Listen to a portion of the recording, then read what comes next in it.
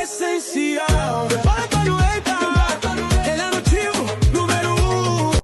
Fala, galera do Essencial Preparatório, muito bom dia, boa noite, boa tarde, boa madrugada. Você que está aí nos acompanhando agora, iniciaremos o nosso revisão final, a nossa prova do CFO agora em janeiro, né? A prova se avizinha, então nós vamos fazer aí essa revisão final. Escolhi aqui 10 temas quentes que pode estar na sua prova agora em janeiro e vocês vão chegar lá muito bem para a gente gabaritar a disciplina de Direito Penal. Então a matéria ficou dividida, joga na tela aí, maestro, da seguinte forma: vamos estudar aí princípios de Direito Penal, lei penal no tempo e lei penal no espaço, o conceito, né, analítico de crime, infração penal, seus elementos, espécie, conceito de crime, erro de tipo e erro de proibição, concurso de pessoas, concurso de crimes.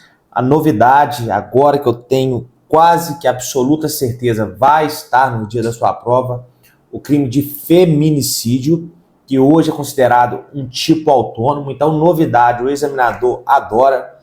O feminicídio não é mais uma espécie de homicídio qualificado, e sim um tipo penal autônomo, ali com todas as suas nuances. A gente vai tratar dessa novidade. Crimes contra a dignidade sexual, né? Principalmente o crime de importunação sexual e o crime de estupro de vulneráveis, serão matérias que serão tratadas aqui.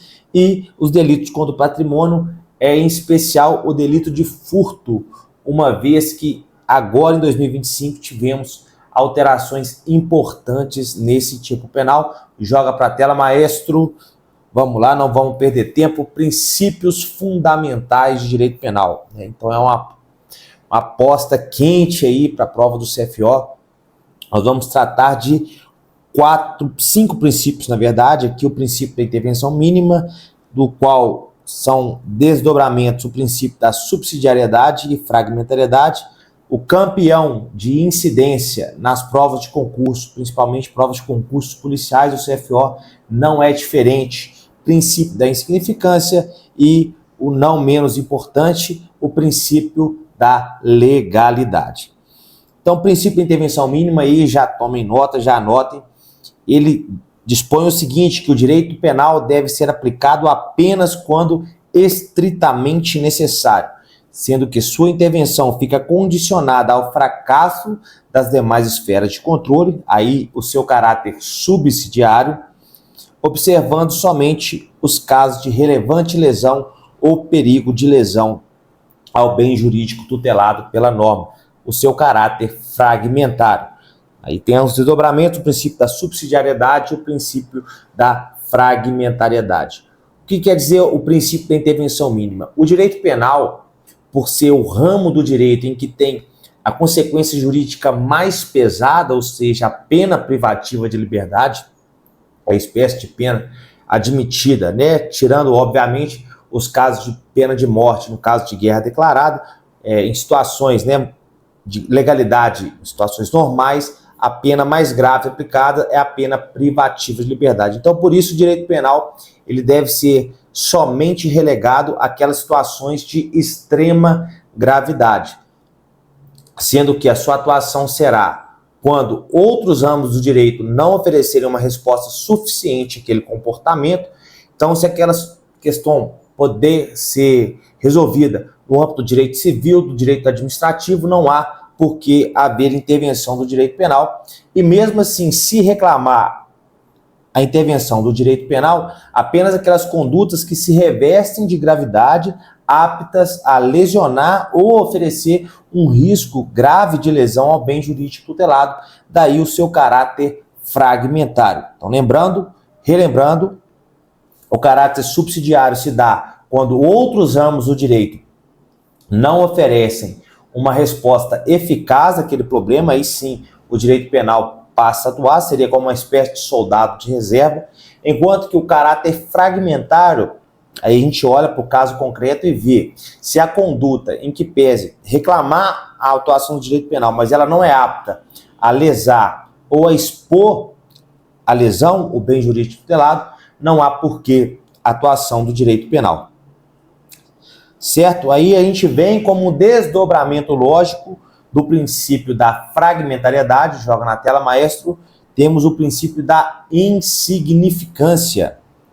O que quer dizer? A insignificância ela é uma forma de interpretação restritiva do direito penal, ou seja, o alcance da norma ele é restringido, uma vez que, sendo a conduta formalmente típica, verifica-se se há relevante lesão ao bem jurídico tutelado pela norma. Então, vamos exemplificar isso para ficar muito claro.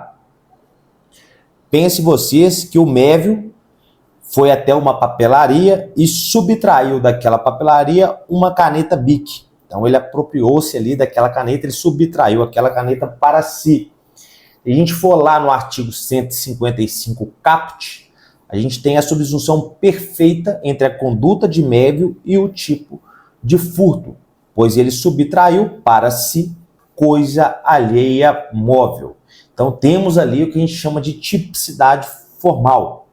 Só que analisando a conduta em relação à lesão ao bem jurídico patrimônio daquela papelaria, tem-se que aquela lesão ela é ínfima, ela não é apta a gerar ali um certo prejuízo ao patrimônio daquela papelaria. Dessa forma, temos que a conduta praticada por Mévio, apesar de formalmente típica, é materialmente atípica. Então, não há crime de furto nesse caso.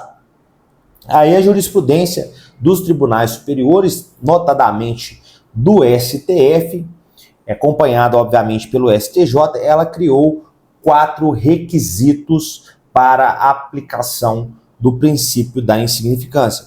Joga na tela, maestro. São esses os requisitos.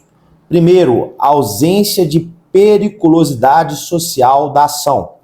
O segundo, reduzido grau de reprovabilidade do comportamento. O terceiro, a mínima ofensividade da conduta. E, por fim, o quarto requisito, a inexpressividade da lesão jurídica causada.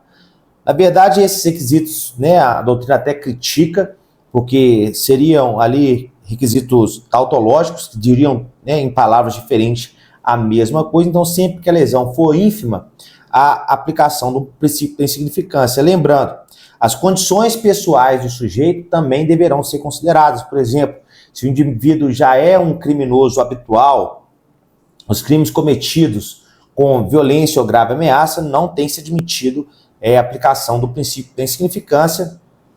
E lembrando que o fato de ser reincidente por si só não impede a aplicação do princípio da insignificância. Então, a análise do caso concreto dirá. Então, fica muito esperto nisso, nas questões, se a questão vai dizer se é um indivíduo um criminoso habitual ou se é um reincidente apenas. Então, a reincidência por si só não impede a aplicação do princípio da insignificância. Pode passar. Vamos lá, súmulas importantes que eu quero que vocês guardem aí para a prova do CFO.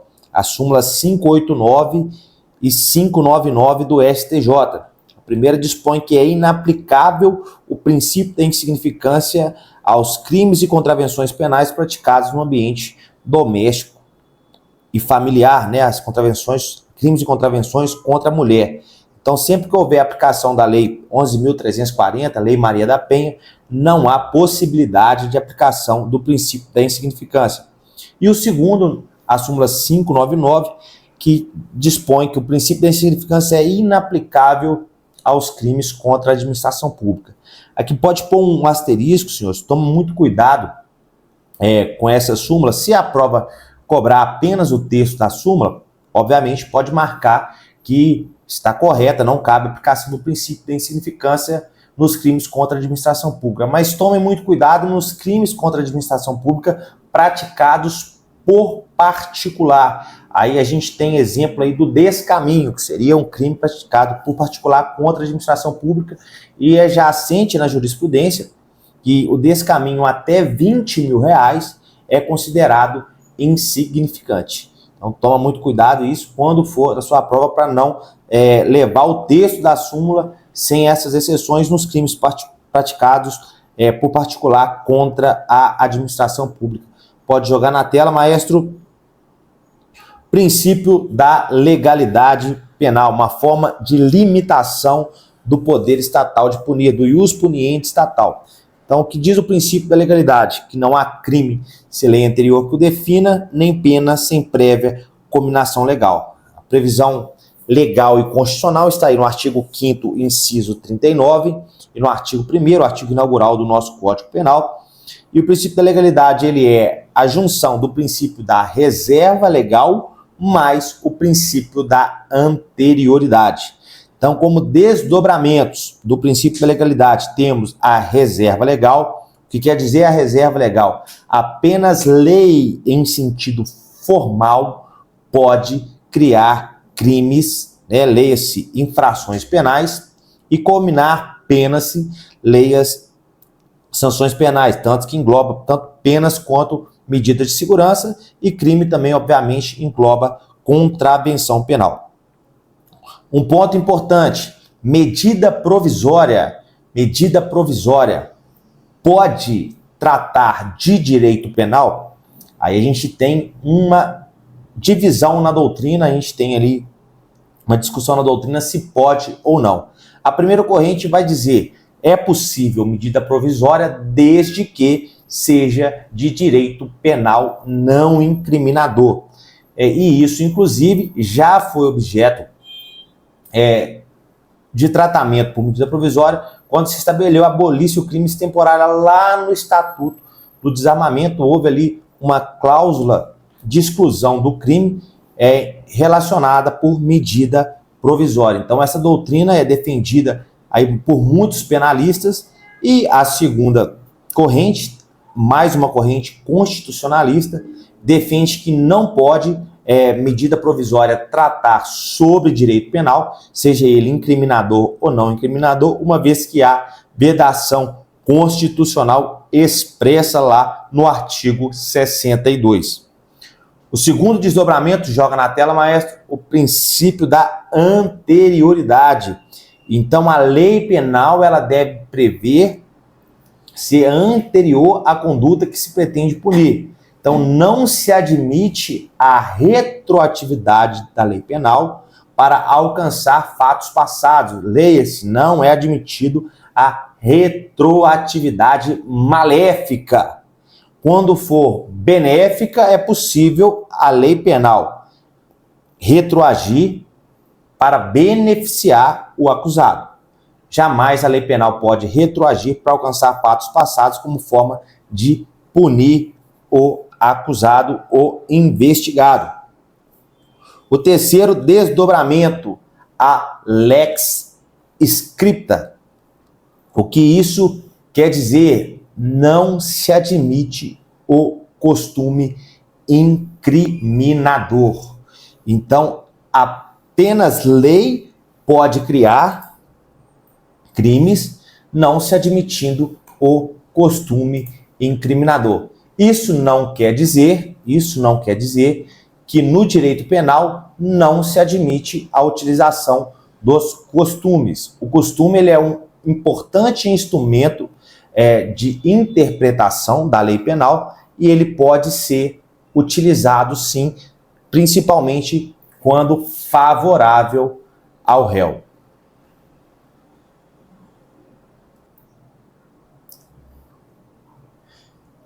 Então, senhores, outro ponto importante, o costume revogar uma infração penal? A gente entende que não, apenas lei pode revogar outra lei. Então, o costume, ele não pode revogar a infração penal. É importante citar, aqui gostaria que os senhores citassem, a súmula 502 do STJ.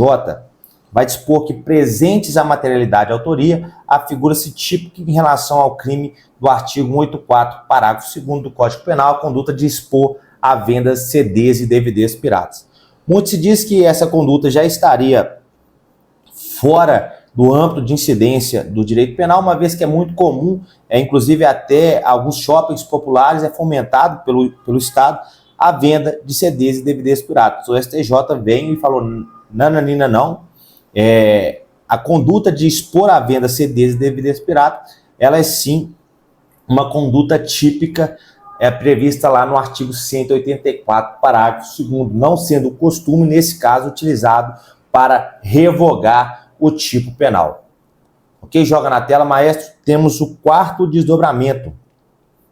Lex stricta, a lei estrita. O que isso quer dizer? O uso da analogia no direito penal. É permitido, vamos lá, é permitido o uso de analogia no direito penal? Sim, a analogia ela é permitida, é uma importante forma de integração da lei penal. Então, quando ali há ausência de norma, a analogia ela serve como uma forma de integração da lei penal. Ocorre que, no direito penal, não se pode utilizar a analogia em prejuízo do réu. Então, a analogia ela sempre deverá ser usada em benefício do réu. Analogia em malam partem, então analogia incriminadora. Então, ali ela busca alcançar situações que não estão previstas na norma. Analogia incriminadora não é admitida, mas a analogia em bona parte, em favor do acusado, ela é sim permitida em direito penal. E o último desdobramento, senhores, a lex certa. Então não há crime ou pena sem lei certa. O princípio aí da tipicidade, da clareza. Então a lei penal ela deve ser o mais clara possível, evitando ali elementos normativos em demasia que demandaria por parte do intérprete um juízo de valor. Então esses são os 5 desdobramentos do princípio da legalidade. Joga na tela, maestro. Vamos tratar agora, senhores, de lei penal no tempo e lei penal no espaço.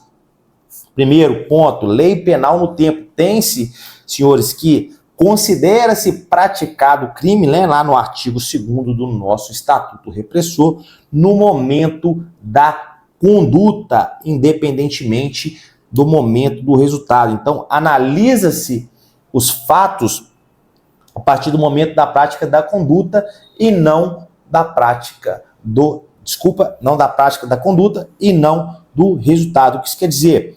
Vamos colocar aqui um exemplo. Se o indivíduo com 17 anos, 11 meses e 29 dias, ali um dia antes da data do seu aniversário, ele cometer uma tentativa de homicídio. Dias depois, em relação a essa tentativa, o indivíduo morre. Ele responderá ali com base no Código Penal ou no Estatuto da Criança e do Adolescente. Ele responderá, obviamente, pela regra esculpida lá no artigo 2º do nosso Código Penal, pelo Estatuto da Criança e do Adolescente, porque no momento da conduta ele era menor de 18 anos, portanto, faltava imputabilidade, devendo ele responder por esse fato, de acordo com o Estatuto da Criança e do Adolescente. Ponto importante, senhores, não confundam a abolitio criminis com o princípio da continuidade normativo típica. O que isso quer dizer? A abolitio criminis ela é a supressão formal e material do fato. Então o fato deixa de ter contornos criminosos. O que isso quer dizer? Além da revogação da lei que tipificava aquele fato ele é excluído da incidência do direito penal. Ali o exemplo, a gente tem o crime de adultério que foi revogado em 2005. Então houve abolitio criminis em relação ao crime de adultério. Diferentemente, quando o princípio da continuidade normativa típica, a revogação formal da lei, no entanto, aquele fato continua tendo contornos criminosos. O que isso quer dizer? Ele é punido, mas só que com uma outra roupagem. Temos isso lá no artigo 214, nosso exemplo, né, o atentado violento ao pudor, que passou a integrar o artigo 213. Por quê? Tanto a conjunção carnal quanto a prática de outro ato libidinoso, hoje é considerado o crime de estupro previsto lá no artigo 213, enquanto que antes era considerado o crime de estupro apenas a conjunção carnal, enquanto que atos libidinosos diversos, né, dentro de um contexto de violência ou grave ameaça, era considerado atentado violento ao pudor. Então esse fato de praticar mediante violência ou grave ameaça atos libidinosos diversos da condição carnal não deixou de ser crime, apenas deixou de ser atentado violento ao pudor. Houve essa revogação e isso foi incluído lá no artigo 213, no crime de estupro. Vamos lá, lugar do crime, teoria da ubiquidade, senhores. Lembrem-se que o lugar do crime é considerado tanto o lugar da ação ou omissão, quanto do resultado. Então, tanto um quanto o outro é considerado lugar do crime. Então, muito cuidado com a regra lá do artigo 70 do Código de Processo Penal, que fixa a competência pelo lugar da infração. Então, é uma outra hipótese que a gente não vai tratar aqui agora, mas o local do crime, lugar do crime, é considerado tanto o local da ação e omissão, quanto o local do resultado. Quero que os senhores tomem muito cuidado, joga na tela aí, maestro, muito cuidado com as hipóteses de extraterritorialidade condicionada, previstas lá no artigo 7º, parágrafo, inciso 2º, perdão, e parágrafo 2º do nosso Código Penal, principalmente as condições para a aplicação da lei penal aos fatos cometidos fora do nosso território. A gente tem hipótese de extraterritorialidade incondicionada. Então, por exemplo, os crimes praticados contra a vida ou liberdade do presidente da República, independentemente de onde se praticou esse crime, aplicará a lei penal brasileira. Ocorre que há outras hipóteses que, para a aplicação da lei penal brasileira ao fato cometido fora do território nacional, é necessário a existência de algumas condições. E eu quero que os senhores tomem muito cuidado com essas condições, estão lá no nosso parágrafo 2º do artigo 7º. Quais são elas? Entrar o agente no território nacional, ser um fato punível também no país em que foi praticado, então aí é uma dupla tipicidade, estar o crime incluído, né, entre aqueles que a lei brasileira autoriza a extradição, não ter sido agente absorvido no estrangeiro ou não ter cumprido pena, e nem ter sido perdoado ou, por outro motivo, não estar extinta a punibilidade segundo a lei mais favorável. O que isso quer dizer? Anotem isso, porque é pegadinha em concurso, porque eles falam que está extinta a punibilidade segundo a lei brasileira. Não, aqui a lei mais favorável, seja ela brasileira ou não, é uma condição para a aplicação da extraterritorialidade prevista lá no artigo 7º, inciso 2º. Ok? Joga na tela, maestro. Vamos tratar agora de infração penal. Um outro ponto aqui que é muito importante que os senhores saibam para a gente ir muito bem nessa prova do CFO agora em janeiro. A gente tem 3 enfoques que a gente pode definir infração penal. Primeiro, sobre enfoque formal. Infração penal é aquilo que assim está rotulado por uma norma penal incriminadora sobre ameaça de pena. Então, ali a partir do artigo 121 do nosso Código Penal, a gente tem uma série de condutas que são rotuladas pelo legislador como infrações penais. Então, aqui a gente olha a ótica da conduta pelo fato de uma norma penal incriminadora, uma lei penal, definir aquela conduta como crime. Já pelo enfoque material, senhores, infração penal é o comportamento humano causador de relevante e intolerável lesão ou perigo de lesão ao bem jurídico tutelado passível de sanção penal. Sob o enfoque material, a gente olha propriamente a conduta praticada no plano real, né, no mundo fenomênico, né, esse que a gente vive, se essa conduta ela realmente causou lesão ou perigo de lesão ao bem jurídico tutelado. E por fim, temos aí o enfoque analítico, o que é objeto de estudo das ciências penais, principalmente direito penal, que considera os elementos estruturais que compõem a infração penal.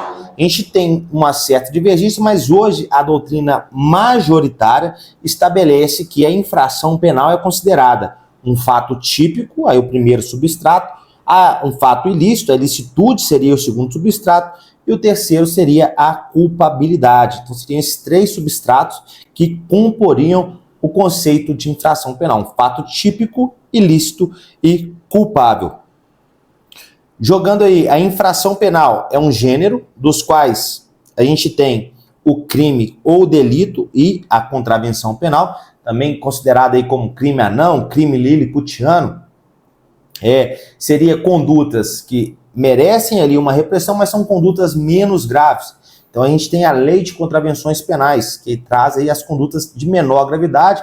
As contravenções penais, elas são punidas com prisão simples e ou multa. Então são infrações de menor potencial ofensivo que serão processadas e julgadas na forma da Lei 9.099. E crime e delito, né, a gente adota no conceito de infração penal uma classificação bipartida, em que crime e delito é considerado uma única espécie, melhor dizendo, de infração penal. Dissecando o conceito analítico de crime, né, o fato típico, ele é composto por conduta. Aí a conduta, ela engloba tanto a ação, né, a conduta comissiva, quanto a omissão. E pelo finalismo, né, com a reforma que ocorreu em 1984, na parte geral do nosso Código Penal, o dolo e a culpa, eles foram levados para a conduta. Antes eles eram parte integrante da culpabilidade, mas hoje não. Dolo e culpa fazem parte da conduta. O segundo elemento do fato típico é o nexo de causalidade. O terceiro, o resultado. A gente tem, né, uma divergência entre resultado, se seria os crimes formais de mera conduta, se eles teriam ou não resultado. Então a gente tem a doutrina que considera que haveria sim resultado, um resultado normativo, uma vez que esses crimes, a prática dessas condutas, haveria ali uma violação à norma penal. E para quem defende que resultado é só resultado naturalístico, os crimes de mera conduta e os crimes formais seriam crimes sem resultado, uma vez que nos crimes de mera conduta, a mera prática da conduta já a caracterização do crime, enquanto que nos crimes formais, apesar da previsão de um resultado naturalístico, a ocorrência desse resultado não é necessária para a consumação do delito. E por fim, aí a gente tem a tipicidade como quarto elemento do fato típico. A gente já tratou aí da tipicidade formal, que seria a subsunção do fato à norma penal incriminadora, e temos também hoje a doutrina moderna tratando da tipicidade conglobante, que englobaria a tipicidade material, ali a efetiva lesão ou perigo de lesão ao bem jurídico tutelado, e a antinormatividade. O que isso quer dizer? Que uma conduta ela não poderia ser considerada típica quando o próprio ordenamento jurídico fomenta a prática daquela conduta. A tipicidade conglobante é uma tese trazida aí pelo professor Eugênio Raul Zaffaroni. Vamos lá para o segundo elemento, para o segundo substrato, né? A ilicitude. Qual seria o conceito da ilicitude? É uma relação de contrariedade entre a conduta praticada e o ordenamento jurídico considerado como um todo. O que isso quer dizer? Não há, no caso concreto, para que haja a incidência da ilicitude, que o fato seja considerado ilícito, uma causa justificante, uma norma permissiva. Então essas normas, esses conceitos, a gente vai encontrar lá no artigo 24, que traz as causas de exclusão da ilicitude, chamadas justificantes. Aí tem o estado de necessidade, legítima defesa, o estrito cumprimento do dever legal e o exercício regular de direito, e por fim o consentimento do ofendido, que seria uma causa de exclusão da ilicitude supralegal. Muito cuidado, esse asterisco joga na tela aí, maestro, no consentimento do ofendido. Não é à toa, porque o consentimento do ofendido, ele pode ter uma dupla conotação. Ele pode excluir a ilicitude ou mesmo excluir a tipicidade quando o dissenso for elemento integrante do tipo penal. O que isso quer dizer então, professor? Vamos lá para o artigo 213. Quem vai abrir aí, abra no artigo 213. Nós temos o crime de estupro, que dispõe o seguinte: constranger alguém mediante violência ou grave ameaça a ter conjunção carnal ou praticar ou permitir que com ele se pratique outro ato libidinoso. O que isso quer dizer? Se a vítima permite que haja a prática de atos libidinosos ou até mesmo conjunção carnal, não há que se dizer nem mesmo em tipicidade, porque ali o consentimento do ofendido ele entrega como elemento do tipo penal e não há por que aí analisar a ilicitude do fato, uma vez que ele já estará resolvido lá na tipicidade, ok? Vamos para o terceiro substrato, a culpabilidade. O que significa a culpabilidade? Ela é um juízo de reprovação pessoal que recai sobre o agente de um injusto penal. Então é a capacidade de reprovação do comportamento, então recai sobre o agente do fato. Então a gente tem três elementos, três substratos da culpabilidade. O primeiro, a imputabilidade, a capacidade de ser responsável pela prática daquele crime. Como causas de exclusão, a gente tem a menoridade, então o agente que possui menos de 18 anos, o menor de 18 anos, ele é absolutamente inimputável. O que isso quer dizer? Há uma presunção absoluta de que ele não possui capacidade de entendimento acerca do caráter ilícito do fato. Ah, mas e se no caso concreto mostrar? Não importa. Há ali uma presunção absoluta que não admite prova em contrário, uma presunção iure ate iure de que o menor de 18 anos não possui capacidade de entender o caráter ilícito do fato, ok? O segundo causa de exclusão, a embriaguez completa involuntária.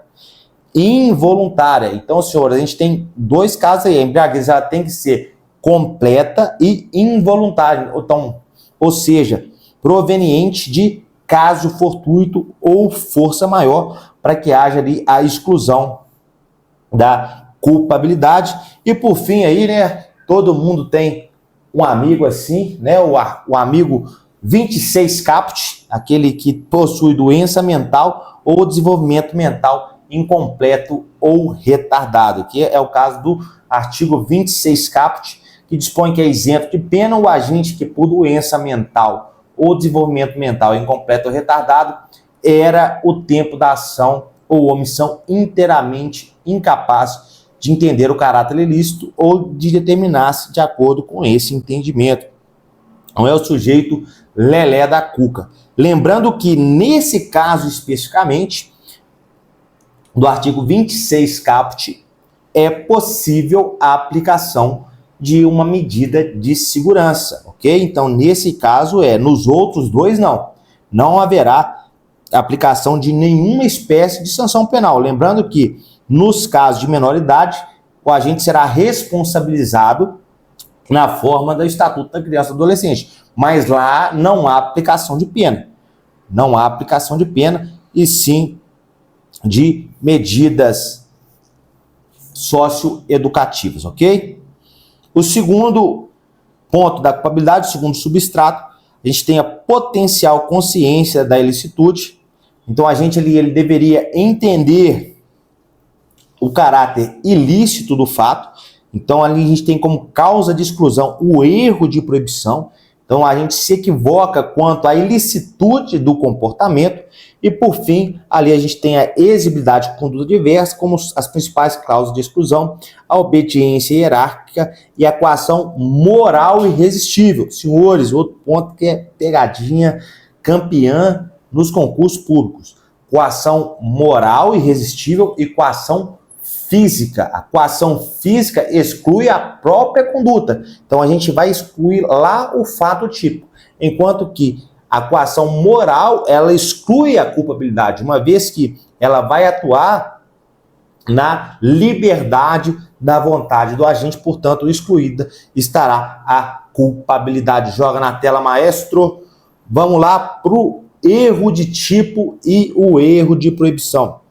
A gente viu aqui que o erro de proibição, acabamos de ver, é uma causa de exclusão da culpabilidade. Então, a gente tem, no caso do erro de tipo, duas espécies. O erro de tipo essencial e o erro de tipo acidental. O erro de tipo essencial, esse previsto lá no artigo 20 caput, ele exclui o dolo. Então, o erro de tipo essencial, ele sempre vai excluir o dolo, sempre. Por quê? Ele vai atuar em um dos elementos do dolo. A gente sabe que o dolo é composto por consciência e vontade. Então, a consciência, elemento integrante do dolo, ele vai estar viciado, porque o agente vai representar equivocadamente um dado principal do tipo penal. Então, uma questão essencial ao tipo penal. Então, é aquele exemplo clássico do sujeito que pega um celular pensando que é seu. Então, os celulares ali, ele representa aquele celular como seu, mas, na verdade, aquele celular é de outra pessoa. Então, ele se equivoca em relação à questão de coisa alheia, previstas lá no artigo 155. Então, quando o erro recai sobre dados principais, sobre elementares do tipo penal, a gente tem um erro de tipo essencial. Ele pode ser inevitável, invencível ou excusável. Nesse caso, a gente já terá a exclusão do dolo e da culpa. Isso porque aquele erro é imprevisível. Então, nem mesmo uma pessoa de inteligência mediana seria capaz de não errar naquele caso em concreto. Agora, se o erro de tipo essencial for evitável, vencível ou inexcusável, tem-se que a possibilidade de punição pela forma culposa se prevista em lei. Isso porque, caso o agente tomasse algumas cautelas, ele não se equivocaria, não haveria ali a equivocada representação. Então, ali excluída está o dolo, mas a punição pela forma culposa é possível desde que prevista em lei. Agora temos um outro tipo de erro de tipo, né? Até rimou. O erro de tipo acidental. Esse é o que mais cai, a maior cobrança está relacionado. Por isso que eu falo, revisem esse tema antes de ir para a prova. O erro de tipo acidental. Nesse caso, não há exclusão nem de dolo e nem de culpa. O sujeito, ele responde normalmente pelo crime praticado. Porque a gente tem algumas espécies. O erro sobre o objeto, a equivocada representação do objeto material. Então, o indivíduo, por exemplo, quer subtrair um relógio de ouro, acaba subtraindo um relógio dourado. Então, ele se equivocou sobre a representação, ou até mesmo erro no golpe, sobre o objeto material do crime. Temos o erro sobre a pessoa, esse lá no artigo 20, parágrafo 3º. Há um erro de representação em relação à pessoa a ser atingida. Um exemplo clássico que a doutrina nos traz é um indivíduo que, querendo matar o seu pai, se equivoca e representa o seu tio como sendo seu pai, acaba atingindo seu tio e acaba vitimando fatalmente este. Lembrando que, nesse caso, considera-se as condições pessoais da vítima pretendida. Então, o indivíduo que matou o seu tio pensando ser o seu pai e querendo matar o seu pai, responde pelo homicídio como fosse praticado pelo seu pai. Tem um parricídio, ok? No erro de execução, há acidente ou erro no golpe. Então, aqui é o caso do indivíduo que é ruim de tiro mesmo. Então, ele não houve equivocada representação, ele representa corretamente. Então, ele visa atingir aquela vítima, ele não representa equivocadamente aquela vítima, ele vai atingir aquela vítima, só que por inabilidade nos meios de execução, ele acaba atingindo pessoa diversa. Aplica-se aí a mesma regra do artigo 20, parágrafo 3º, ele responderá levando em consideração as condições da vítima pretendida. O resultado diverso do pretendido. Então, ali o indivíduo, ele, por exemplo, quer atingir objeto e atinge pessoa.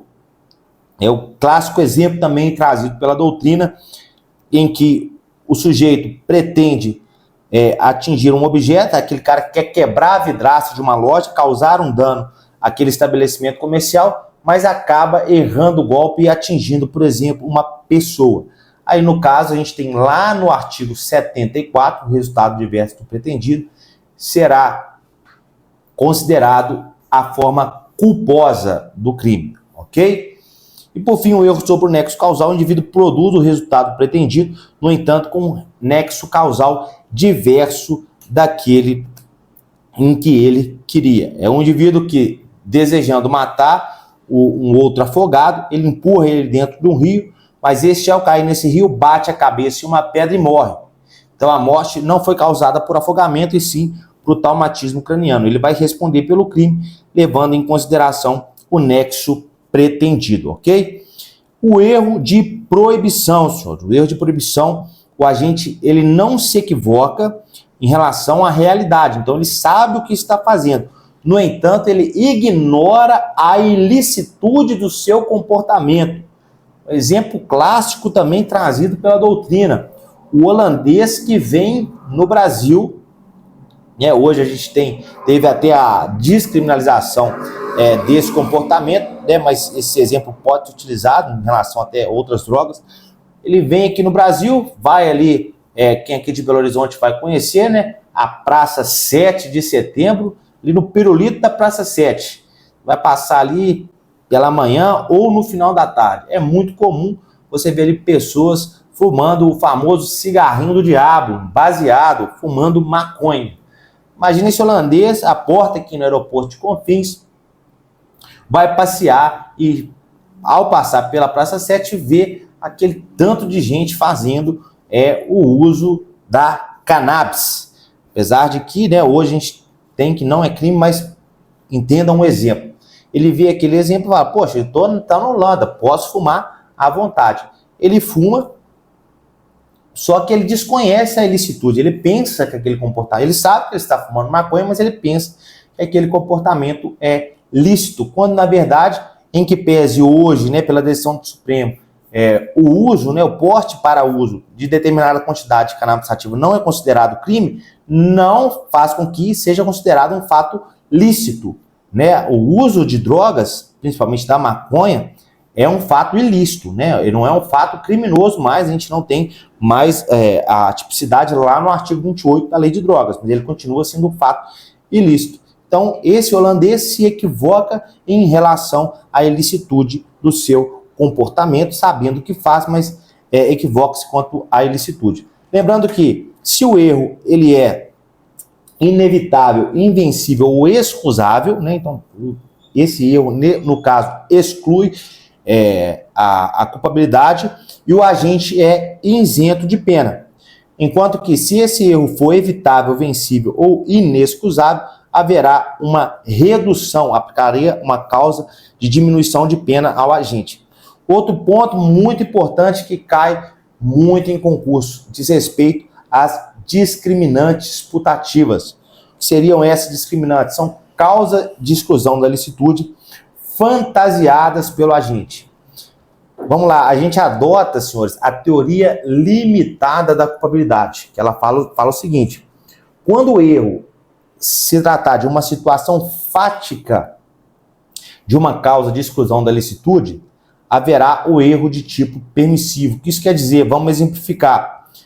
Caso de um desafeto de vocês, um indivíduo se aproxima, leva a mão até as costas, vocês aí, alguns já são policiais e outros muito rápido, com aquele tirocínio, acham que aquele indivíduo vai sacar uma arma, se antecipa, saca ali a sua 9mm, efetua 3 disparos e acaba matando esse sujeito. Mas quando, na verdade, você vai verificar e ver que ele estava tirando ali, na verdade, uma carta de desculpas, pedindo desculpas pelo que ele fez com você no passado. Aí você fala, poxa vida, e agora? Eu errei, eu pensei que ele ia sacar uma arma. Para a teoria limitada da culpabilidade, isso é uma hipótese de erro de tipo. Um erro de tipo permissivo, uma vez que recaiu sobre uma situação fática. Diferentemente, seria se o indivíduo conhece a situação fática, então não há nenhum erro de representação a respeito da situação fática, mas ele pensa estar permitido pelo ordenamento jurídico a praticar aquela conduta. Um exemplo clássico aqui também, mas leiam-se, o STF já decidiu nesse sentido, proibindo aí até é a tese da legítima defesa da honra, mas vamos trazer esse exemplo, um indivíduo que apanha ali o seu cônjuge ou a sua cônjuge em flagrante adultério. Aí ele pensa estar autorizado pelo ordenamento jurídico a matar ali o seu cônjuge para lavar a sua honra. Então, nesse caso, ele não se equivocou em relação à situação fática. Então, o que aconteceu, o que ele representou é o que de fato aconteceu. Ele equivocou-se a respeito da exigência, da existência, melhor dizendo, de uma norma permissiva que o permitiria realizar ali um homicídio para lavar a sua honra. Isso seria uma hipótese de erro de proibição indireto, porque recai sobre uma causa de exclusão da ilicitude. Beleza, senhores? Vamos para o próximo bloco, tratar de mais termos de direito penal. Fala, galera! Novamente estamos de volta para tratar do nosso revisão para o CFO, revisão final. Então, novamente aí, quem está nos acompanhando, muito bom dia, boa tarde, boa noite, boa madrugada. Você que está estudando aí no Curiango, né, como a gente costuma dizer. Vamos tratar agora, sem perder tempo, de um tema muito importante para a sua prova do CFO, tema concurso de pessoas. Joga na tela, maestro, nosso maestro aí fazendo a gravação. Concurso de pessoas, tema esse tratado lá no nosso artigo 29. O que esse artigo vai dizer? Que todo aquele que concorre para o crime responde por esse na medida de sua culpabilidade. Então a gente tem alguns requisitos para que se configurar o crime num concurso de pessoas. Lembrando que isso só tem razão nos crimes de concurso eventual. Por quê? São aqueles crimes que podem ser cometidos por uma ou por várias pessoas. Porque nos crimes em que há um concurso necessário, os crimes plurissubjetivos, o número plural de agentes já é algo íncito ao próprio tipo penal, então não tem por que ficar aí estudando concurso de pessoas nesse tipo de crime. Então, concurso de pessoas, quais são os requisitos? O primeiro, a pluralidade de condutas e de agentes. Então, a gente precisa ter mais de um agente e cada um mais de uma conduta ali concorrendo para um resultado. Segundo requisito, relevância causal das condutas. Isso quer dizer que cada um contribui para o resultado criminoso. Terceiro, o liame subjetivo, porque se faltar o liame subjetivo, a gente vai ter ali o que a gente chama de autoria colateral. Então as pessoas contribuem para o mesmo resultado, mas uma desconsidera a contribuição da outra, então não haveria concurso de pessoas. Lembrando que, senhores, se a prova tentar confundir, liame subjetivo não é o mesmo que ajuste prévio. Então, para que haja concurso de pessoas, não necessariamente deve haver um ajuste prévio. Ele pode aderir à conduta do outro concorrente durante a execução. Lembrando que a adesão deve ser feita até a consumação. Após a consumação, não é mais possível o concurso de pessoas. E, por fim, o quarto requisito, a identidade de infração penal. Isso porque o nosso ordenamento jurídico adota como regra a teoria monista. Óbvio que tem exceção. Se tem regra, tem exceção. Mas a regra é que todos os concorrentes respondem pelo mesmo crime. A exceção, por exemplo, nos casos de corrupção, em que o agente público responderia por corrupção passiva, enquanto o particular responderia por corrupção ativa. Esse é um exemplo da exceção à teoria monista. Diferença entre autoria e participação é um tema muito debatido na doutrina, mas aqui trazendo para a prova do CFO o que você precisa saber. Como regra, a jurisprudência tem temperado isso, inclusive aplicando a teoria do domínio do fato, mas não é esse o perfil da banca do CRS, mas trazendo aqui uma perspectiva doutrinária e até mesmo jurisprudencial, adota-se para a diferenciação de autor e partícipe a teoria objetivo formal, que essa teoria vai dizer que autor é aquele que executa o verbo núcleo, enquanto enquanto que o partícipe seria aquele que não executa o verbo núcleo. E a participação ela poderia se dar na forma de induzimento, instigação ou auxílio material. Então, seriam as hipóteses de participação. Então, o autor seria aquele que executa o verbo núcleo, enquanto que o partícipe ele contribui para a ocorrência do resultado, mas sem executar o verbo núcleo. Ok? Joga na tela, maestro, cooperação dolosamente distinta. É muito importante que os senhores saibam disso, é algo que com certeza pode vir cobrando na sua prova do CFO, o que vai dizer o artigo 29, parágrafo 2º. Se algum dos concorrentes, aí tanto o coautor quanto partícipes, quis participar de crime menos grave, ser-lhe aplicada a pena deste, essa pena será aumentada até metade na hipótese de ter sido previsível o resultado mais grave. Joga na tela, maestro. Vamos lá. Imagine só que Mévio e Tício combinam de cometer um furto à residência. Enquanto que Mévio ingressa no domicílio, Tício ficaria vigiando o lado de fora para evitar que a polícia chegasse. Ok, esse foi o combinado, né? Então, como combinado, o crime começou a ser executado. No entanto, quando o Mévio adentra a residência, ele percebe que lá a dona daquela residência está dormindo. E ele, aproveitando daquela situação, ele acaba por cometer um crime de estupro.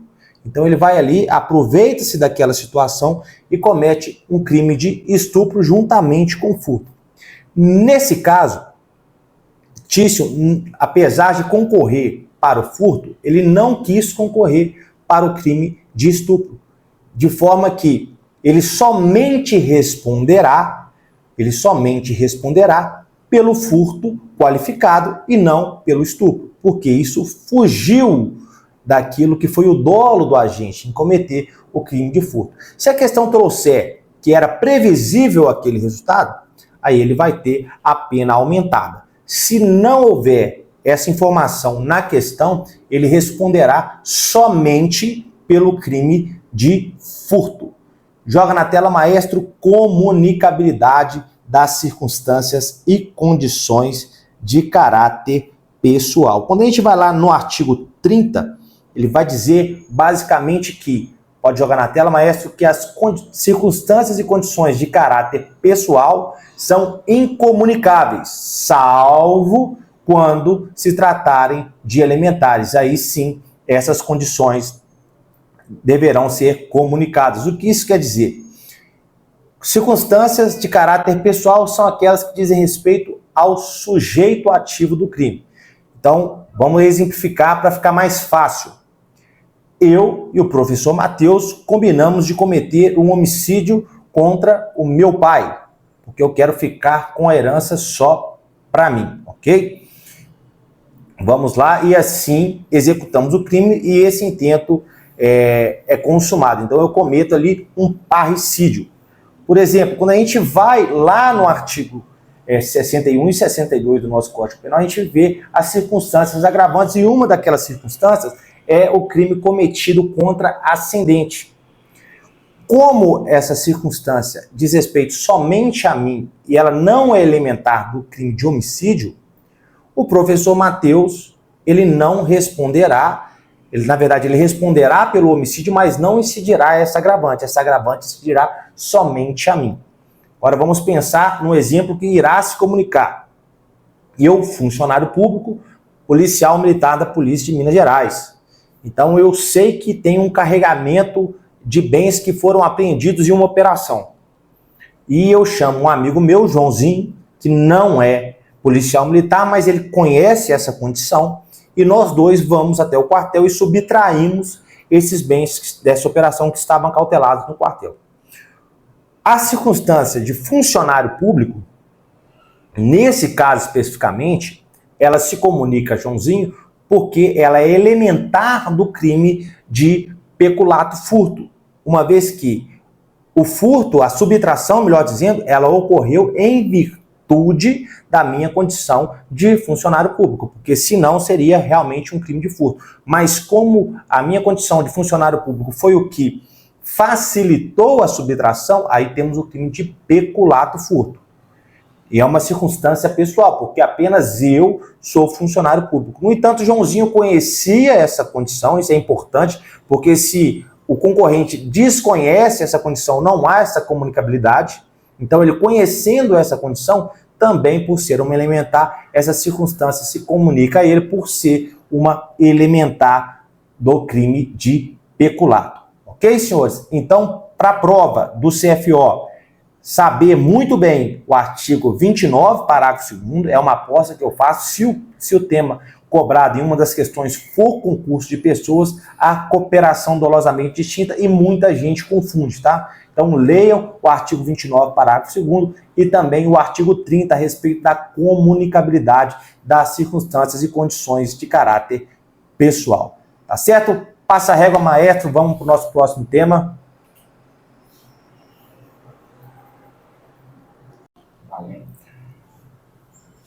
Bora, galera, para o nosso outro tema de parte geral, aí concurso de crimes, também um tema quentíssimo, importantíssimo para a sua prova. Concurso de crimes vai estar lá no artigo 69, 70 e 71, das quais são as espécies: o concurso material ou concurso real de crimes, o concurso formal ou ideal de crimes, lá no artigo 70, e o mais cobrado, mais importante, o crime continuado. Tem um errinho aí no slide aí, mas é 1, 2, 3, tá, gente? A gente mesmo que faz aqui acaba errando, mas a gente vai consertar isso na hora de mandar o material de apoio. Concurso material, concurso formal e crime continuado. Joga na tela, maestro, por favor. Vamos lá no artigo 69. O artigo 69 vai dispor que quando o agente, mediante uma ou mais ação ou omissão, pratica 2 ou mais crimes idênticos ou não, aplicar-se-á cumulativamente as penas privativas de liberdade em que haja incorrido, e no caso de aplicação cumulativa das penas de reclusão e detenção, executa-se primeiro a pena de reclusão. Então, quais são os requisitos para o concurso material? Precisamos de 2 ou mais condutas realizando 2 ou mais crimes. E quais seriam as espécies do crime do concurso material? Temos o concurso material homogêneo, então o agente ele realiza crimes idênticos, então ele comete ali 2 condutas, 2 roubos, 2 furtos, 2 extorsões, enquanto que o heterogêneo ele pratica crimes de espécies distintas. Ali a gente pode ter um roubo e um estupro, por exemplo, um homicídio e um latrocínio. Então esse seria o concurso material. E qual que é a regra para o concurso material? Tem-se o sistema do cúmulo material, ou seja, o juiz primeiro ele vai individualizar a pena de cada um dos crimes e posteriormente ele irá somá-las. Então esse é o concurso material. Temos 2 ou mais condutas praticando 2 ou mais crimes. Concurso material não é tão cobrado em concurso assim, mas é importante que os senhores saibam a respeito do concurso material, porque se cair no dia da prova, vocês não vão ser pegos de surpresa. Vamos lá para o concurso formal. Esse sim é campeão de incidência na prova do CFO. Joga na tela, maestro. Vamos lá para o artigo 70 do Código Penal.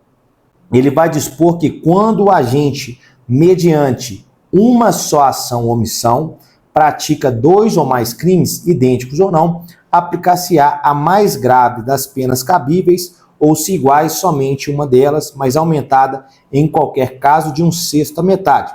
As penas aplicam-se, entretanto, cumulativamente se a ação ou omissão é dolosa e os crimes concorrentes resultam de desígnios autônomos consoante o disposto no artigo anterior, no artigo 69. Então vamos lá, joga na tela, maestro. Qual que é a grande diferença do concurso formal para o concurso material? No concurso formal a gente tem apenas uma conduta, lembrando, essa conduta ela pode se desdobrar em vários atos. Isso é o que diferencia para o concurso material. No concurso material a gente tem no mínimo 2 ações.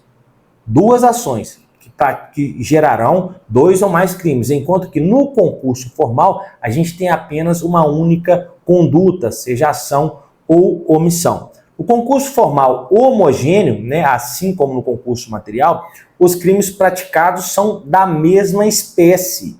Então vamos pensar aqui naquele condutor de veículo automotor que atua com negligência e acaba lesionando, atropelando ali várias pessoas e causa o crime de lesões corporais nessas pessoas. Então ele, com uma única conduta, ele praticou vários crimes de lesões corporais culposas. Então são crimes da mesma espécie. Temos, portanto, o concurso formal homogêneo. Agora vamos pegar esse mesmo exemplo e imaginemos que ele atropela essas pessoas, ele lesiona algumas e acaba vitimando fatalmente outras. Então ele comete ali o crime de lesão corporal culposa mais o crime de homicídio culposo na condução de veículo automotor. Então a gente tem crimes distintos. Então temos o concurso formal heterogêneo, ok? Ainda temos a classificação em próprio, perfeito ou normal. O que isso quer dizer? Que o agente não há a existência de desígnios autônomos. Joga na tela, maestro, por favor.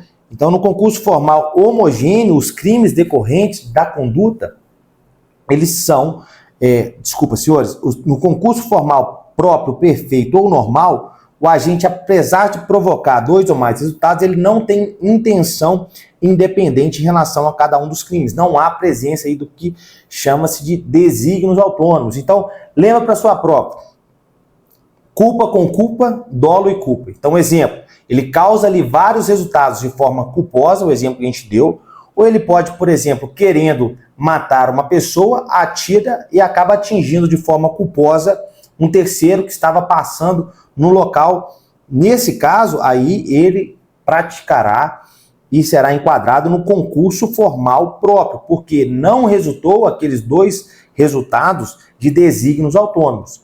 Já no concurso formal impróprio, imperfeito ou anormal, o agente ele age com desígnios autônomos em relação a cada crime. Então o dolo dele abrange mais de um crime.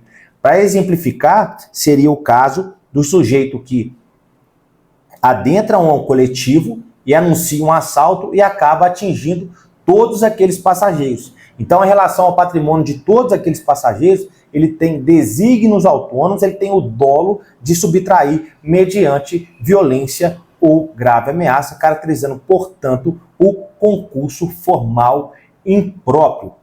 Joga na tela, maestro, o que muda em relação a isso? Qual que é a regra em relação ao concurso formal? Quando se tratar de concurso formal próprio, perfeito ou normal, a gente tem um sistema da exasperação, ou seja, pega-se a pena mais grave e aumenta-se de 1/6 a metade de acordo com o número de crimes.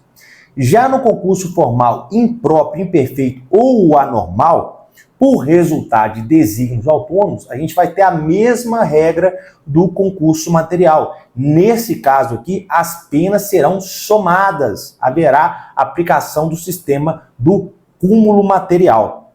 Lembrando que, ponto importante para a sua prova, o concurso material benéfico. O que isso quer dizer? A regra da exasperação não poderá resultar de uma pena mais gravosa do que se fosse aplicado o cúmulo material. Joga na tela, maestro, joga na tela. Então vamos pensar na seguinte situação, que o Mévio ele seria processado e condenado pelos crimes de homicídio e lesão corporal culposa em concurso formal. A gente tem uma pena do homicídio, uma pena mínima, né, do homicídio simples, em 6 anos, que se aumentada de 1/3, ele resultaria em uma pena de, aumentada de 1/6, né, melhor dizendo, resultaria em uma pena de 7 anos. No entanto, se a gente somar a pena mínima das lesões corporais com o homicídio, haveria uma pena ali de 6 anos e 2 meses. Então, a regra da exasperação não poderia ser aplicada a esse caso, porque resultaria em uma pena mais gravosa. Então, o concurso material benéfico é justamente isso. Se a regra da exasperação for mais gravosa, aplica-se a regra do concurso material, que será da soma das penas, porque haverá aplicação de uma pena mais benéfica que resultará da soma das penas mínimas, ok? Vamos lá, joga na tela, maestro, crime continuado, lá no artigo 71. Vamos ler o artigo 71 para a gente entender que o crime continuado também é objeto de cobrança na sua prova. Ele tem as duas espécies. A gente tem a espécie do artigo 71 caput, que é o genérico comum, e o crime continuado específico. Lembrando que aqui no crime continuado, senhores, há uma semelhança com o concurso material, mas a gente vai ver que há alguns outros requisitos que diferenciam o crime continuado do concurso material.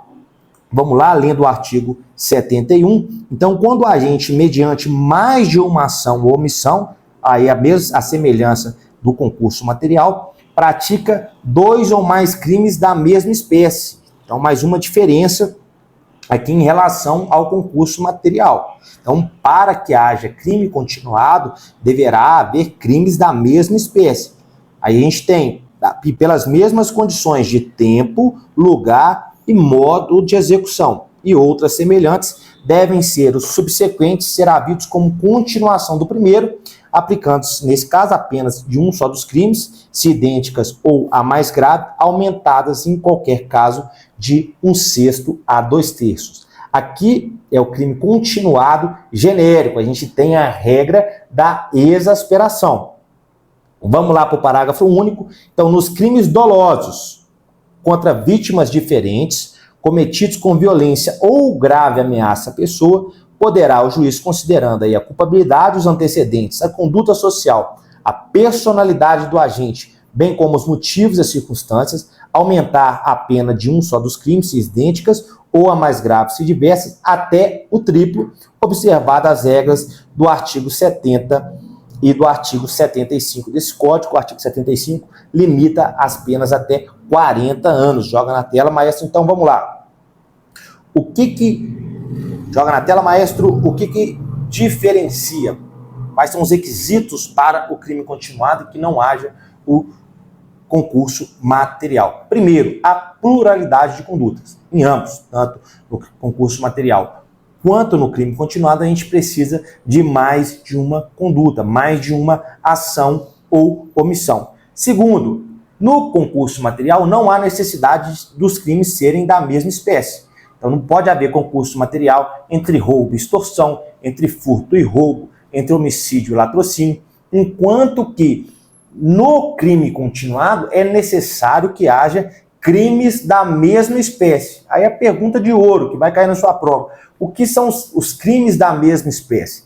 Crimes da mesma espécie são aqueles previstos no mesmo tipo penal e que protege o mesmo bem jurídico. Portanto, isso já é assente na jurisprudência, que não caberá crime continuado, né, ou também chamado de continuidade delitiva, entre roubo e extorsão, porque apesar de protegerem o mesmo bem jurídico, que é o patrimônio, eles não estão dispostos no mesmo tipo penal. Então, saberá crime continuado entre roubo e roubo, entre extorsão e extorsão, furto e furto, ok? O segundo, o terceiro requisito, a gente viu o primeiro, a gente tem que ter pluralidade de condutas. O segundo, crimes da mesma espécie. E o terceiro seria o elo de continuidade.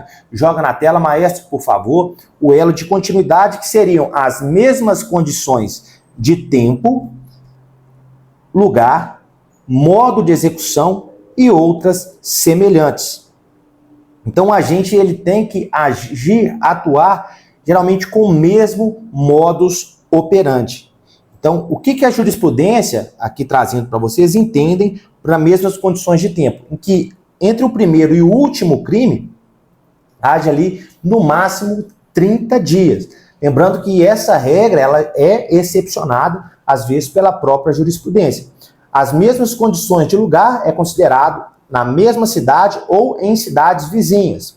Aí maneiras de execução e circunstâncias semelhantes também serão analisadas no caso concreto. Então vamos lá, joga na tela, maestro. A continuidade delitiva, basta só esses requisitos ou é necessário um requisito subjetivo. A jurisprudência do STJ tem se adotado que, além desses requisitos, então, a pluralidade de condutas, a questão dos crimes da mesma espécie e o elo de continuidade, adiciona-se ainda o que a gente chama de dolo global ou unitário. Então, a cadeia de crimes já tem que ser previamente prevista, querida pelo agente, para que haja a aplicação do crime continuado. Então, tem que partir de um plano prévio elaborado pelo agente, aquela cadeia de crimes. Então, o sujeito ele já tem que ter o dolo, por isso dolo unitário ou global. O dolo dele deve abranger toda a cadeia de crimes para que haja a aplicação do crime continuado.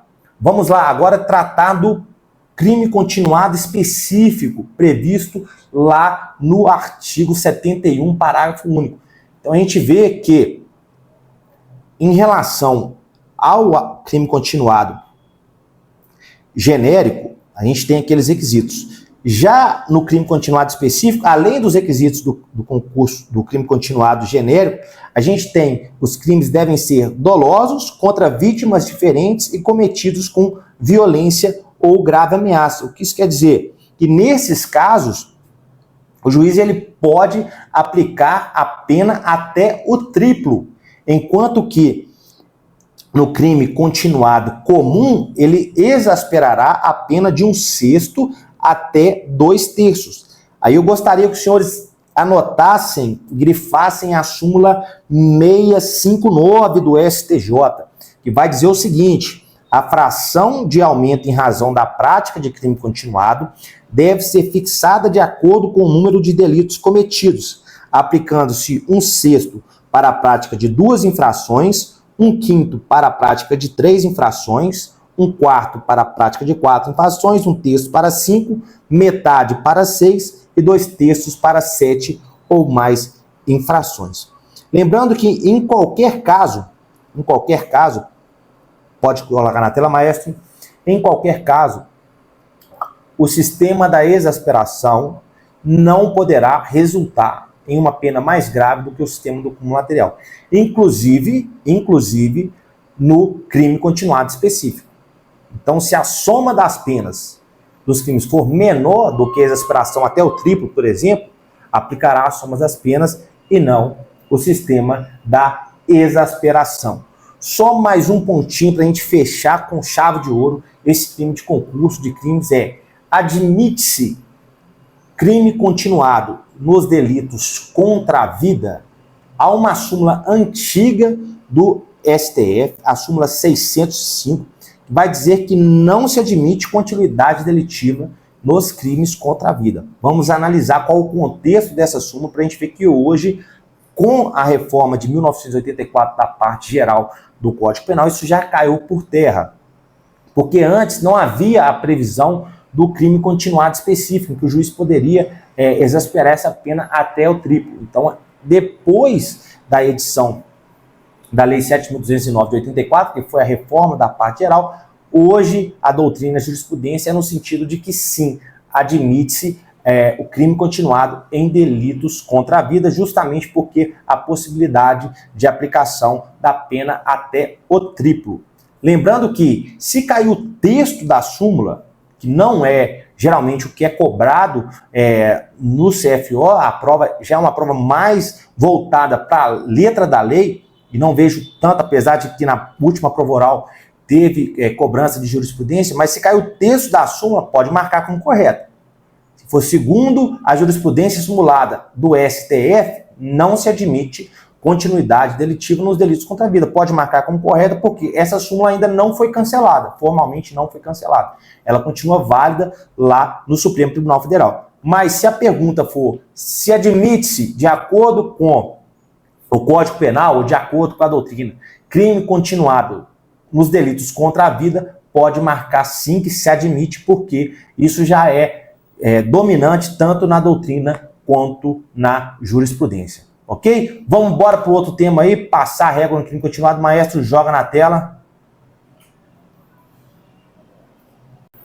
Olá, meus amigos, minhas amigas, vamos para um novo tema, agora um tema de parte especial, que vai inaugurar aí os nossos temas de parte especial. É o artigo inaugural da parte especial do nosso Código Penal, o artigo 121, delito de homicídio, muito presente nas provas de concurso do CFO, principalmente porque isso vai ser o dia a dia dos senhores aí como oficiais, os turnos de serviço, né, volta e meia, serão acionados a comparecer para verificarem crimes de homicídio.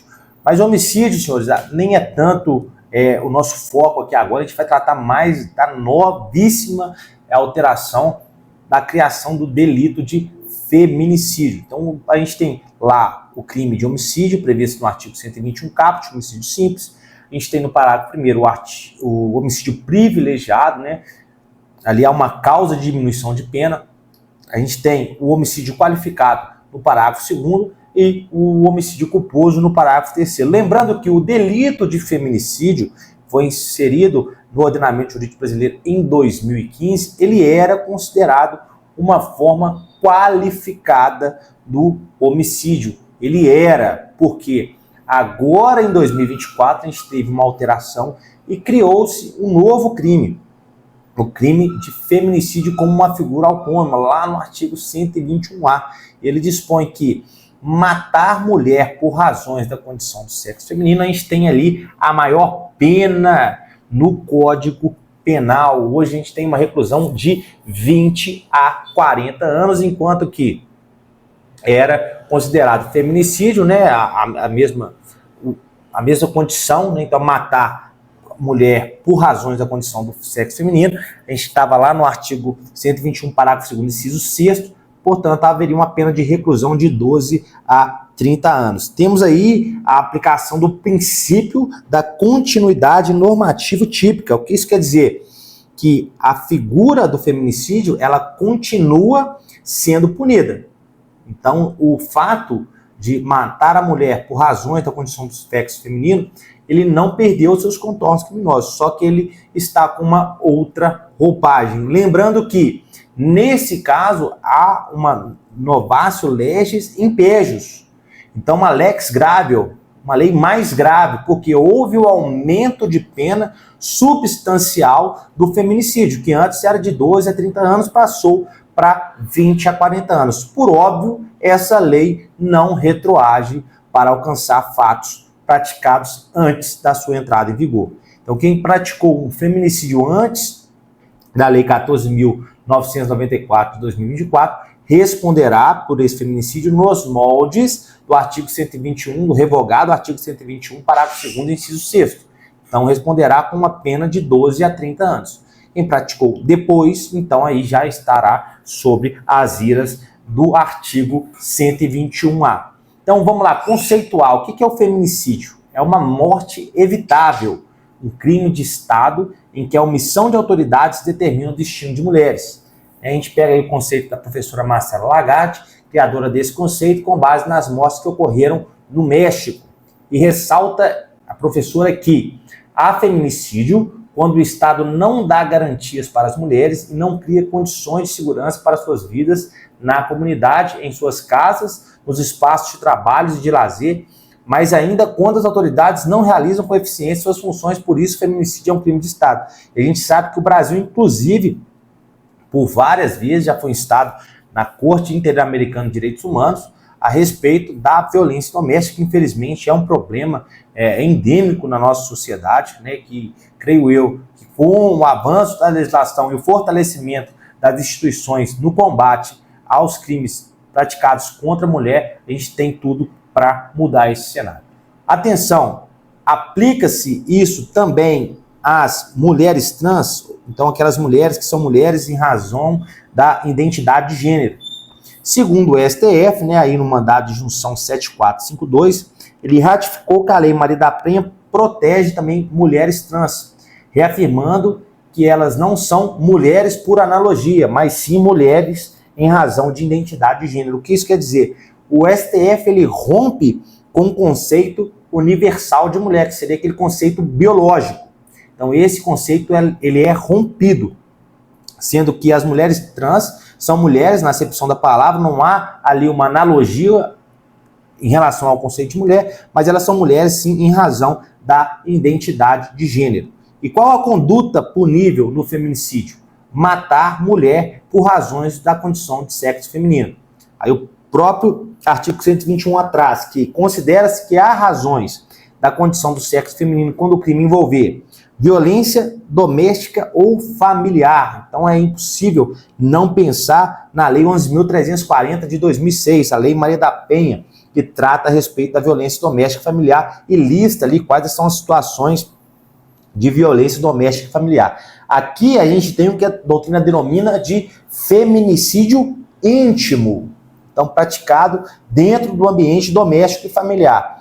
E o segundo ponto também é considerado condições do sexo feminino quando o crime envolver menosprezo ou discriminação à condição de mulher. Então a gente tem ali o feminicídio não íntimo. Lembrando que o crime de feminicídio não está mais vinculado ao homicídio qualificado, temos, portanto, tipos penais distintos e também caiu por terra aquela discussão acerca do feminicídio privilegiado, porque alguns doutrinadores defendiam que poderia haver a aplicação do parágrafo 1º do artigo 121 ao feminicídio, tratando-se ali de um crime de homicídio qualificado privilegiado. A gente sabe que a jurisprudência admite desde que a qualificadora seja de natureza objetiva. Lembrando que todas as causas previstas lá no homicídio privilegiado, né, o valor moral, o valor social ou a violenta emoção, logo após a injusta provocação da vítima, são circunstâncias de caráter subjetivo, logo não coexistem com as qualificadoras do parágrafo 2º de ordem subjetiva, apenas as objetivas. No entanto, com o artigo 121A, essa discussão caiu por terra, não houve ali o acréscimo do privilégio previsto no parágrafo 1º do artigo 121 ao 121A. Joga na tela, maestro. Vamos tratar, portanto, pode passar, aí, das qualificadoras, melhor dizendo, das causas de aumento, das causas de aumento do delito de feminicídio. Lembrando que as causas de aumento já previstas no parágrafo 7º, né, do artigo 121, elas não foram revogadas, continuam todas elas. No entanto, houve o acréscimo de algumas causas de aumento ao delito de feminicídio. Então, tratando aí do parágrafo 2º do artigo 121A, a gente tem que a pena do feminicídio é aumentada de 1/3 até metade se o crime é praticado durante a gestação, nos 3 meses posteriores ao parto, ou se a vítima é mãe ou responsável por criança, adolescente ou pessoa com deficiência de qualquer idade. Lembrando que, se do feminicídio também gerar o abortamento, o indivíduo responderá pelos 2 crimes em concurso formal impróprio, como a gente viu, responderá pelos 2. O que houve? Houve aí o acréscimo do caso da mãe, da vítima ser mãe ou responsável por criança ou adolescente ou pessoa com deficiência de qualquer idade. Então, a nova lei, ela demonstra a sensibilidade e a preocupação do legislador em relação aos filhos e dependentes da mulher vítima de feminicídio. Coloquei aí como ponto de lembrança que a Lei 14.717 introduziu em nosso ordenamento jurídico a possibilidade de pagamento de pensão especial aos filhos menores de 18 anos, vítimas, né, cuja as mães são vítimas do crime de feminicídio.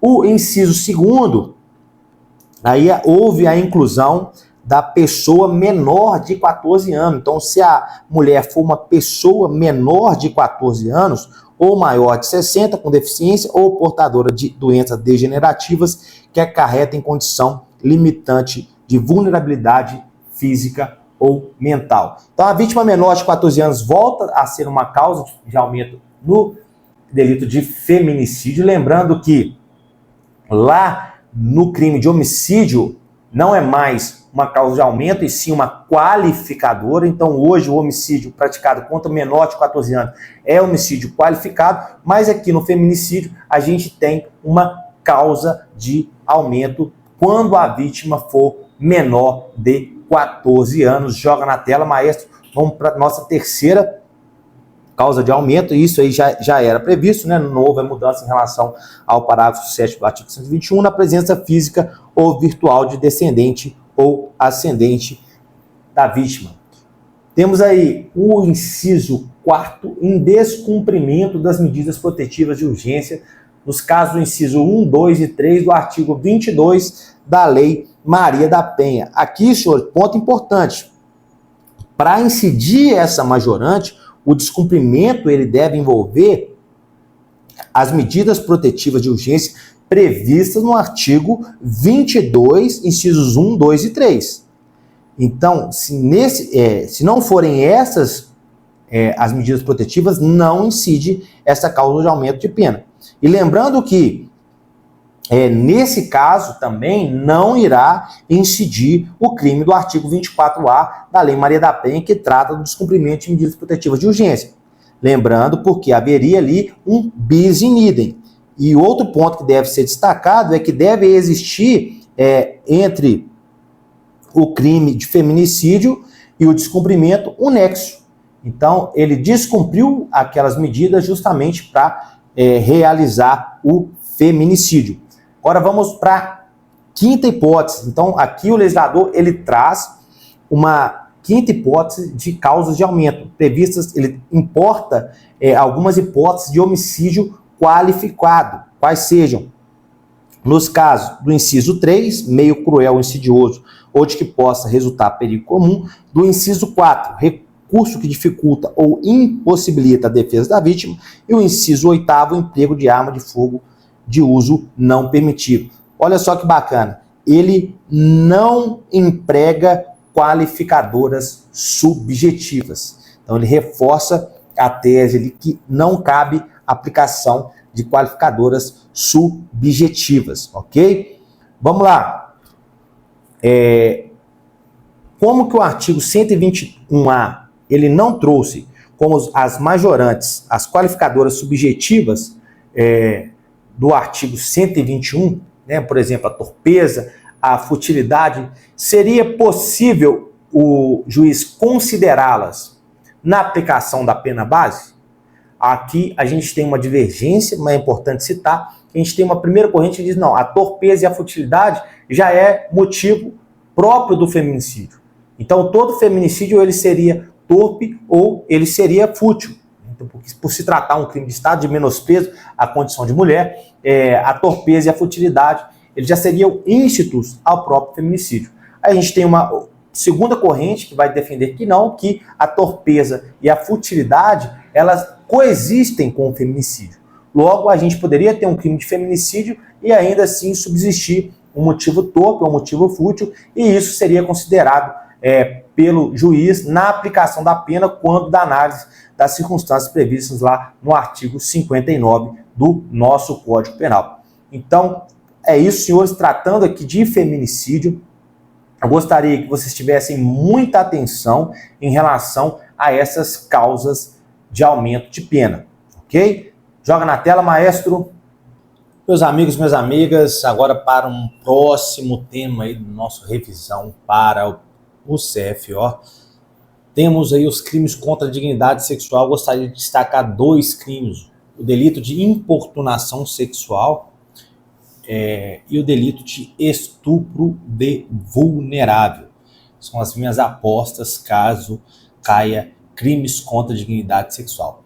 O primeiro crime de importunação sexual, é importante dizer que foi inserido em 2018, é um tipo penal que revogou uma contravenção penal de importunação ofensiva ao pudor e estabeleceu uma pena de 1 a 5 anos. Dispõe o tipo que praticar contra alguém sem a sua anuência ato libidinoso com o objetivo de satisfazer a própria lasciva ou a de terceiro, ali a pena temos de uma reclusão de 1 a 5 anos, se o ato não constitui crime mais grave. Então temos aí, no delito de importunação sexual, uma subsidiariedade expressa, ou seja, funcionaria o tipo do artigo 215 como um soldado de reserva.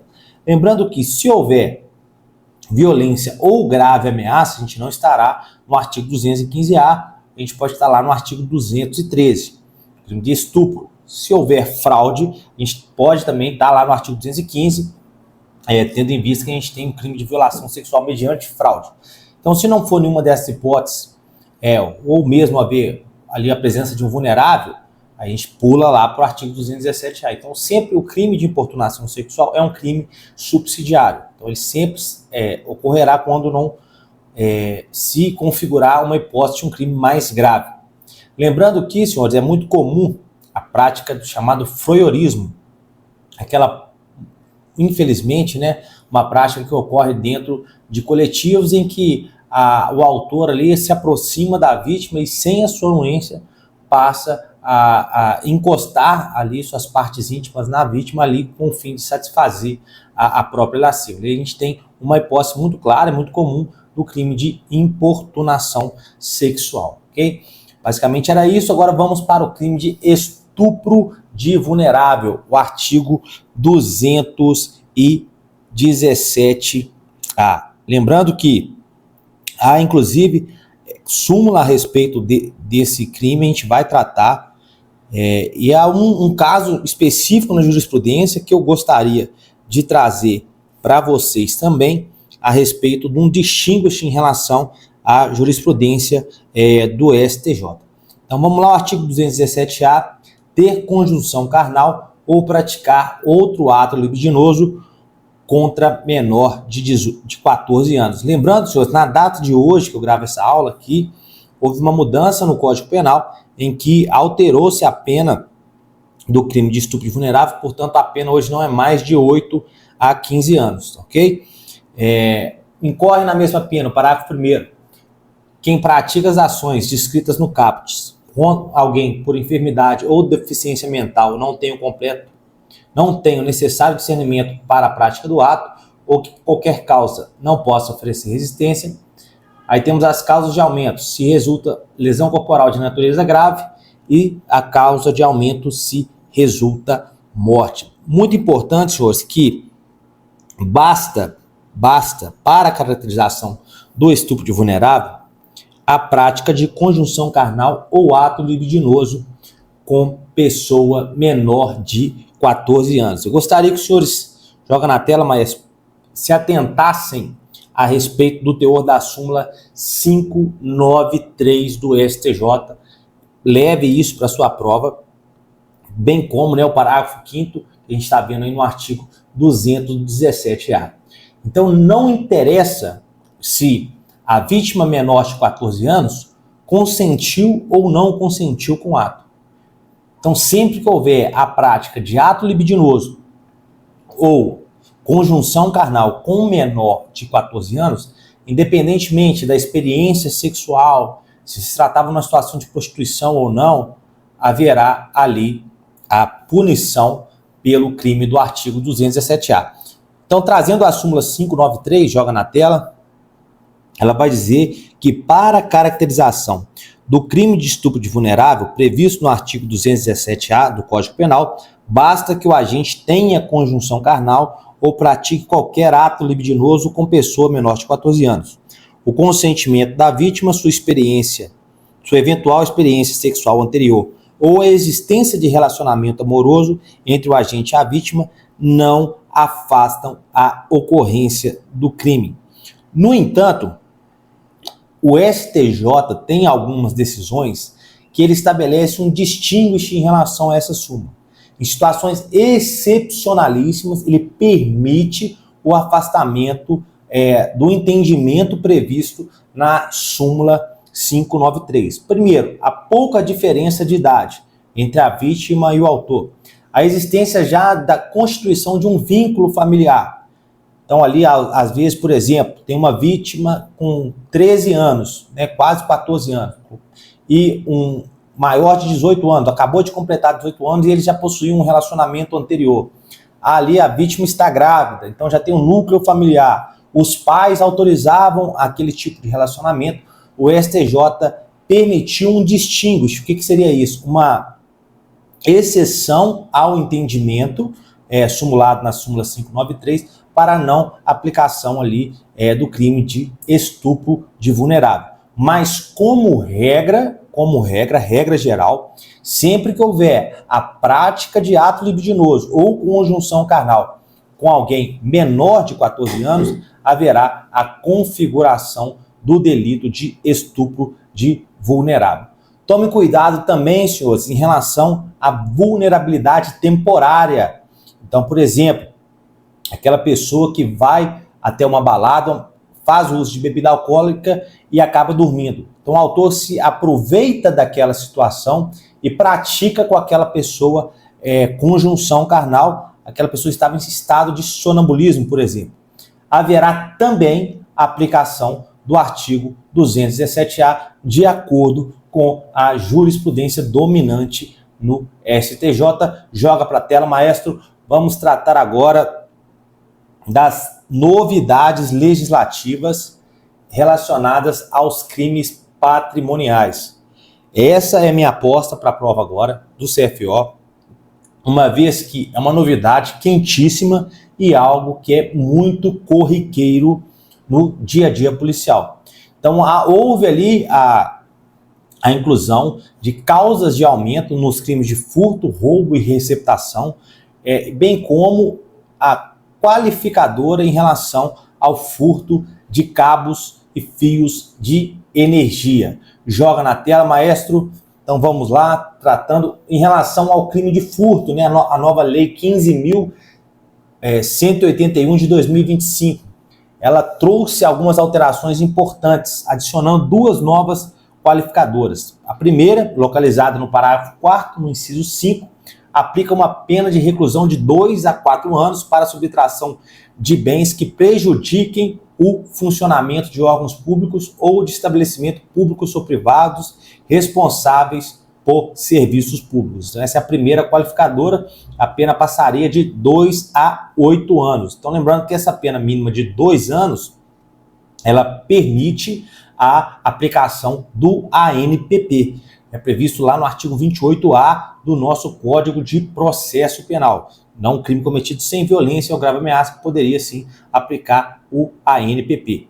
Já a segunda qualificadora, essa já é prevista no parágrafo 8º, fica a pena de 2 a 8 anos para o furto de fios, cabos ou equipamentos usados no fornecimento ou transmissão de energia elétrica, telefonia, dados e também para equipamentos ou materiais de natureza ferroviária ou metroviária.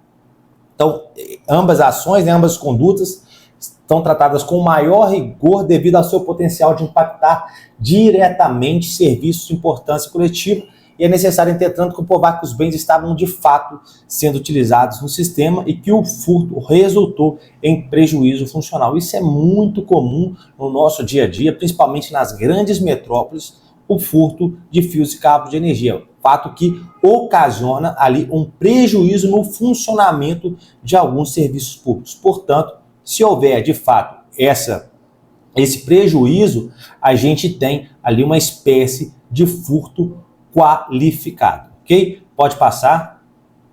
Em relação ao roubo, também a lei 15.181 de 2025 introduziu no crime de roubo também uma nova qualificadora que eleva a pena de 6 a 12 anos, além de multa. Se a subtração ocorre, né, a subtração é exercida ali com violência ou grave ameaça, tiver como alvo qualquer bens cuja falta comprometa o funcionamento de órgãos da União, dos estados ou dos municípios, ou ainda de estabelecimentos públicos ou privados que prestem serviços públicos essenciais. Então, além disso, a lei adicionou o inciso 8º ao parágrafo 2º nas causas de aumento, que serve como uma majorante, caso a subtração seja de fios, cabos ou equipamentos utilizados no fornecimento ou transmissão de energia elétrica.